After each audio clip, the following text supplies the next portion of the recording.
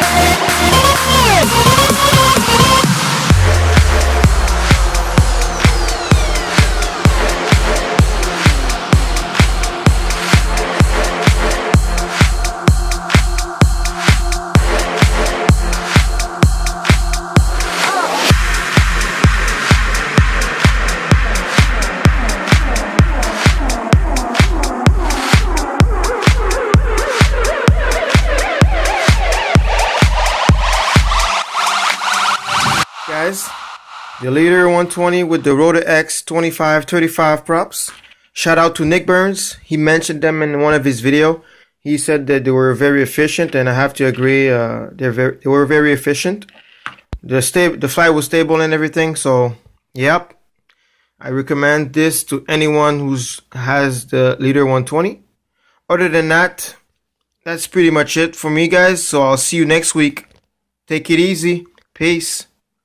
No, no, no, no.